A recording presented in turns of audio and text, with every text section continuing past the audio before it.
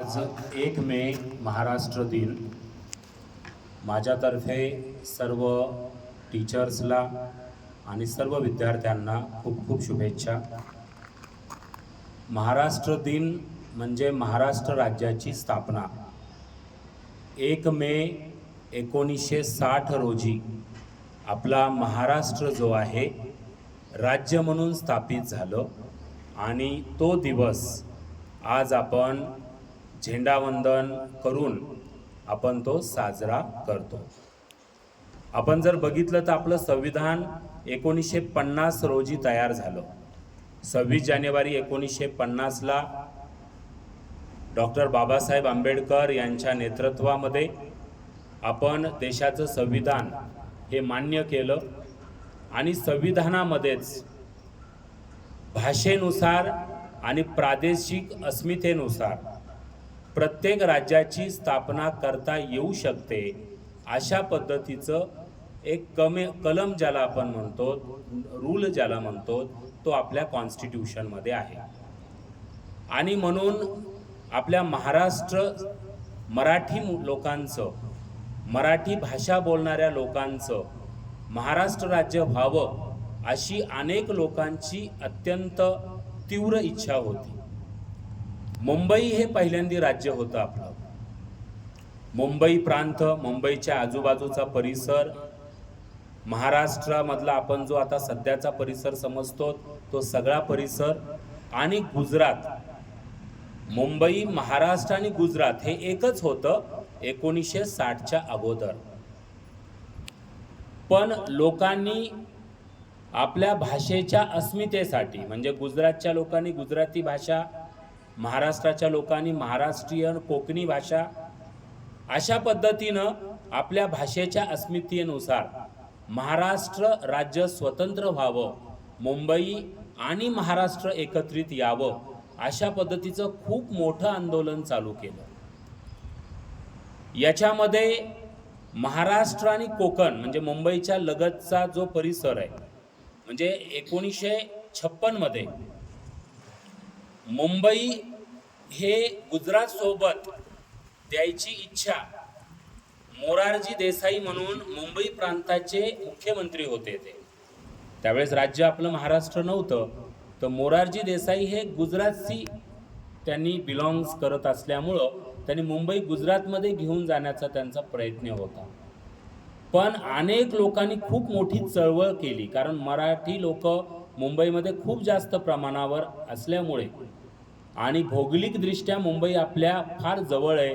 Cultural दृष्ट्या असेल किंवा जर ग्राफिकली आपण बघितलं तर मुंबई ही महाराष्ट्राच्या खूप जवळ येत असल्यामुळे अनेक लोकांनी आंदोलन चालू केले. त्याच्यामध्ये अक्षरशः मोरारजी देसाई यांनी गोळीबार केला मुंबईमध्ये, जे मोठं आंदोलन होतं, आणि त्याच्यामध्ये 106 हुतात्मे झाले. त्या गोळीबारामध्ये शहीद झाले. आणि आजही मुंबईला आपण हुतात्मा स्मारक, आज आपले महाराष्ट्राचे जे मुख्यमंत्री आहेत ते आज तिथं झेंडावंदन करतात. हुतात्मा स्मारकला वंदन केलं जातं.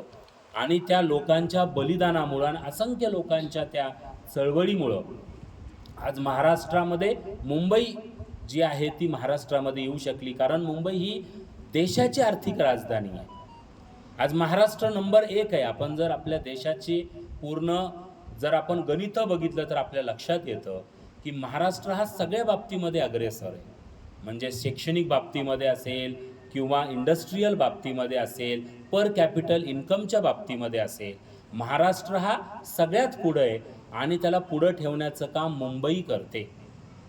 महाराष्ट्र जर बघितलं तर क्षेत्रफळानुसार महाराष्ट्र हा 3 नंबरवर येतो आपल्या देशामध्ये. म्हणजे राजस्थान आणि मध्य प्रदेश याच्यानंतर 3 नंबरवर महाराष्ट्र क्षेत्रफळाच्या दृष्टीनं 3 नंबरवर आहे पूर्ण आपल्या देशामध्ये. आणि आपल्या देशाच्या लोकसंख्येच्या बाबतीमध्ये महाराष्ट्र हा 2 नंबरवर येतो.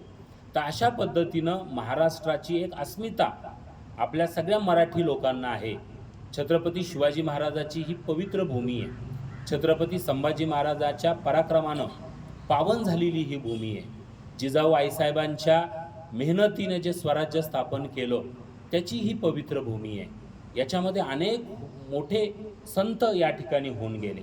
संत ज्ञानेश्वर असतील, संत तुकाराम असतील, संत एकनाथ असतील, संत जनाई असतील, संत चोका कुंभार असतील, अनेक संतांचं आपल्या महाराष्ट्राला सक्षम करण्यामध्ये खूप मोठं योगदान आहे. अनेक लोक, अनेक तज्ज्ञ लोक आपल्या या देशामध्ये होऊन गेले. महाराष्ट्रामध्ये त्या आपल्या तज्ज्ञांचं खूप मोठं योगदान आहे. आपल्या स्वातंत्र्याच्या चळवळीमध्ये स्वातंत्र्यवीर सावरकर असतील, लोकमान्य टिळक असतील, वासुदेव बळवंत फडके असतील, अशा अनेक लोकांचं खूप मोठं सहकार्य आपल्या महाराष्ट्रामधून आपल्या देशाच्या स्वातंत्र्यासाठी लाभलेलं आहे. त्यामुळं खरोखरच अत्यंत सदृढ हा आपला महाराष्ट्र आहे.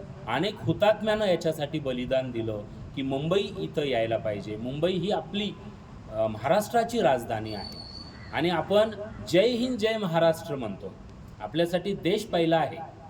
आपण सगळे जे आहोत ते आपण देश पहिला मानतो. देशाची अस्मिता आपल्यासाठी पहिली आहे. We are Indian first. आणि त्यानंतर आपण महाराष्ट्रीयन आहोत. आपली अस्मिता आपल्याला निश्चित जपायला पाहिजे. आपली जी रूढी आहे, आपली जी परंपरा आहे, आपली जी वेशभूषा आहे, ती निश्चितच आपण पुढच्या पिढीला पण देणं आवश्यक आहे. आपला पेहराव, आपले महाराष्ट्राचं राष्ट्रगीत आपण आता म्हणलं है ना, जय जय महाराष्ट्र माझा, याला राज्यगीताचा दर्जा आपल्या महाराष्ट्र शासनानं दिलेला आहे.